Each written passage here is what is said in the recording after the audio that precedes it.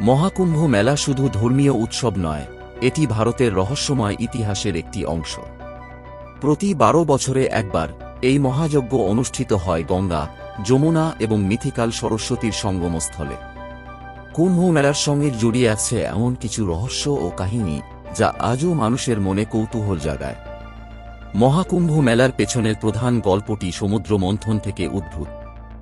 পুরাণ মতে দেবতা ও অসুরদের মধ্যে অমৃতের জন্য এক মহাযুদ্ধ হয়েছিল। এই যুদ্ধে দেবতারা যখন অমৃতের কলস কুম্ভ নিয়ে পালিয়ে যাচ্ছিলেন, তখন কলস থেকে 4টি স্থানে অমৃত পড়ে যায়। এই 4টি স্থান হল প্রয়াগরাজ, আধুনিক এলাহাবাদ, হরিদ্বার, উজ্জয়িনী এবং নাসিক। এই স্থানগুলোকেই পবিত্র বলে গণ্য করা হয়, আর এখানেই পালিত হয় কুম্ভ মেলা। মহাকুম্ভ মেলা রহস্যময় কারণ এর সময়কালে ঘটে যাওয়া বিভিন্ন অলৌকিক ঘটনা।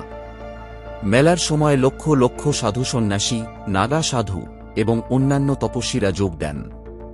বিশেষত নাগা সাধুদের আচরণ এবং জীবনযাপন রহস্যের পরিপূর্ণ।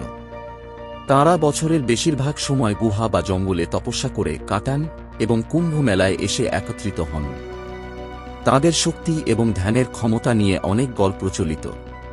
আরেকটি রহস্য হল কুম্ভ মেলার সময় লাখ লাখ মানুষ কিভাবে একত্রিত হয়েও সুশৃঙ্খলভাবে মেলায় অংশ নেয়। এত বিশাল জনসমাগম সত্ত্বেও বড় ধরনের দুর্ঘটনা বা বিশৃঙ্খলা খুব কমই ঘটে। এটি এক বিস্ময়কর ঘটনা। কুম্ভ মেলার সময় সাধু সন্ন্যাসীরা তাদের বিশেষ তন্ত্রমন্ত্র ও আধ্যাত্মিক শক্তি প্রদর্শন করেন, যা সাধারণ মানুষের কাছে অলৌকিক বলে মনে হয়। এছাড়া কথিত আছে, মেলার সময় সঙ্গমস্থলের জলেও বিশেষ এক ধরনের শক্তি থাকে, যা রোগ নিরাময় করতে পারে এবং পাপ মুক্তি দেয়। মহাকুম্ভ মেলা শুধু আধ্যাত্মিকতা নয়, বরং ভারতীয় সংস্কৃতি, ঐতিহ্য এবং রহস্যময়তার এক অপূর্ব উদাহরণ। এটি এমন এক সমাবেশ যেখানে ধর্ম, বিজ্ঞান এবং অলৌকিক বিশ্বাসের এক অবিশ্বাস্য মিশ্রণ ঘটে।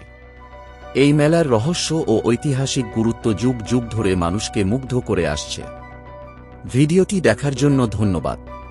যদি ভালো লেগে থাকে তাহলে লাইক, শেয়ার এবং সাবস্ক্রাইব করতে ভুলবেন না। নতুন ভিডিওর আপডেট পেতে বেল আইকনটি ক্লিক করুন। দেখা হবে পরের ভিডিওতে।